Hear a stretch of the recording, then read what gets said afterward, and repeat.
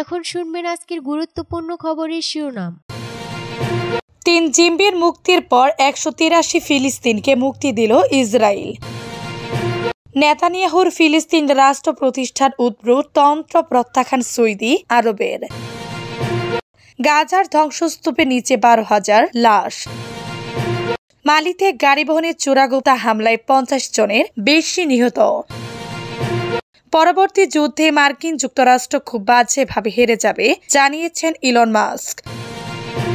হাত পা বেঁধে ভারতীয় অভিবাসী চাপে মোদী সরকার। ৩ জিম্বির মুক্তির পর ১৮৩ ফিলিস্তিনকে মুক্তি দিল ইসরায়েল। ফিলিস্তিনি স্বাধীনতাকামী সশস্ত্র সংগঠন হামাস আরও ৩ জন ইসরায়েলি জিম্বিকে মুক্তি দিয়েছে। এর বিনিময়ে আন্তর্জাতিক মধ্যস্থতায় হওয়া যুদ্ধবিরতি চুক্তি অনুযায়ী ইসরায়েল ১৮৩ জন ফিলিস্তিনি বন্দীকে মুক্তি দিয়েছে। খবর বিবিসির। মুক্তি পাওয়া ইসরায়েলরা হচ্ছেন ইলি, সাবারি ও হাদবেন, আমি ও অর লেভি।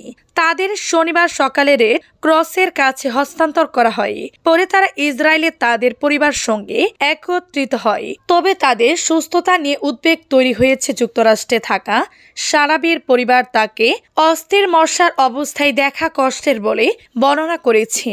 অন্যদিকে ফিরে আসা ফিলিস্তিনদের নিয়ে পশ্চিম তীরের রামাল্লাহ উৎসব চলছে। তাদের প্রতিনিধিরা বলেছেন যে তাদের সবার স্বাস্থ্যসেবা প্রয়োজন, তবে এ বিষয়ে বিস্তারিত বা সুনির্দিষ্ট আর কিছু বলা হয়নি।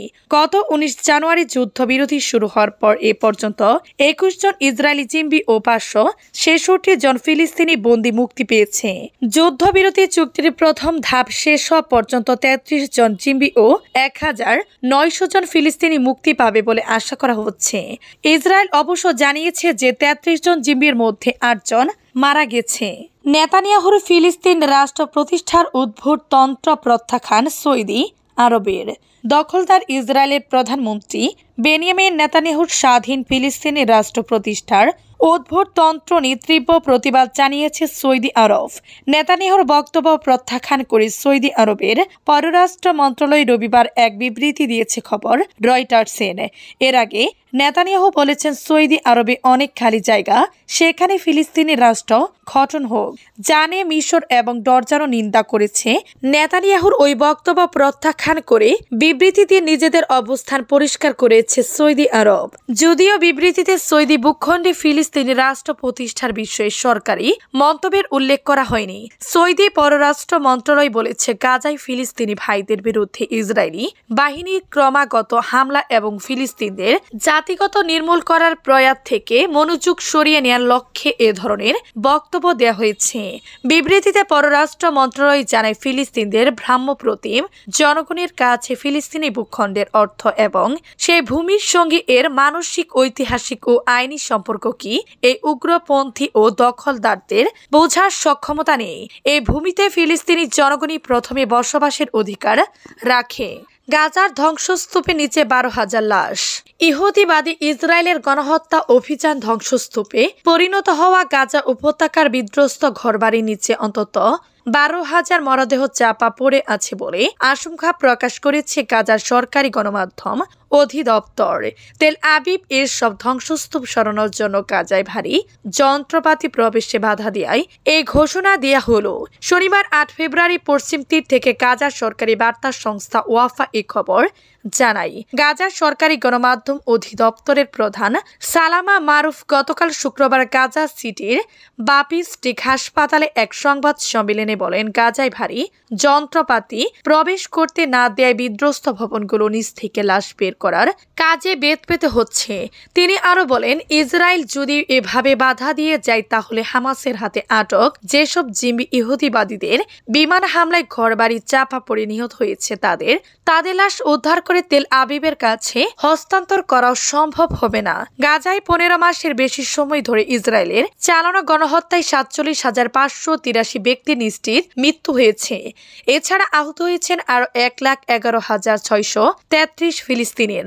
হতাহতদের প্রায় ৭০% নারী ও শিশু। জাতিসংঘের হিসেবে গাজায় ১৭,০০০ শিশু নিহত হয়েছে। মালিতে গাড়ি বহনে চোরাগোপ্ত হামলায় ৫০ জনের বেশি নিহত।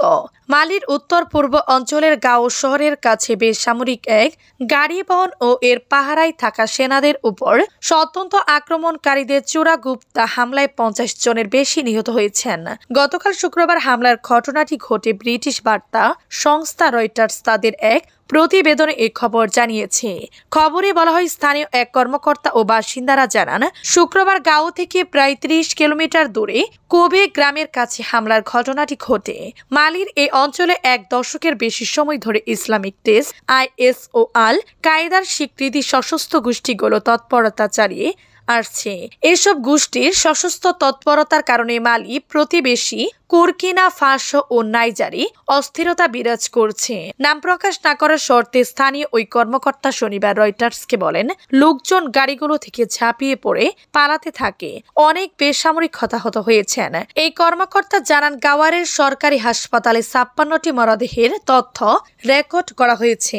পরবর্তী যুদ্ধে মার্কিন যুক্তরাষ্ট্র খুব বাজেভাবে হেরে যাবে জানিয়েছেন ইলন মাস্ক। মার্কিন ধনকুবের ও প্রেসিডেন্ট ডোনাল্ড ট্রাম্পের উপদেষ্টা ইলন মাস্ক দেশটির সেনাবাহিনীর অদক্ষতার সমালোচনা করে বলেছেন, পরবর্তী যুদ্ধে মার্কিন যুক্তরাষ্ট্র খুব বাজেভাবে হেরে যাবে। শনিবার 8 ফেব্রুয়ারি ওয়াশিংটন থেকে AFP এ খবর জানায়। ট্রাম্পের অধীনে ডিপার্টমেন্ট অফ গভর্নমেন্ট এফিসিয়েন্সির ডিওজিও প্রধান পদে নিয়োগপ্রাপ্ত মাস্ক নিজের এক্স পেজে বিশ্বের সবচেয়ে বড় বাজেটের সেনাবাহিনীকে অদক্ষ ও অযোগ্য বলে উল্লেখ করেছেন। তিনি বলেন, আমেরিকার অস্ত্র কর্মসূচি সম্পূর্ণভাবে পুনর্নির্মাণ করা প্রয়োজন। বর্তমান কৌশল হল গতকালের যুদ্ধের জন্য উচ্চ মূল্যে অল্প সংখ্যক অস্ত্র তৈরি করা। মাস্ক লিখেছেন, যদি সামরিক বাহিনীকে তাৎক্ষণিক এবং নাটকীয় পরিবর্তন করা না হয় তাহলে আমেরিকা পরবর্তী যুদ্ধে খুব খারাপভাবে হেরে যাবে। এই ধনকুবের দীর্ঘদিন ধরে মার্কিন প্রতিরক্ষা খাতের অদক্ষতার তীব্র সমালোচক। তিনি যুক্তি দিয়ে আসছেন যে অতিরিক্ত আমলাতন্ত্র এবং পুরনো সামরিক কৌশল জাতীয় নিরাপত্তাকে দুর্বল করেছে।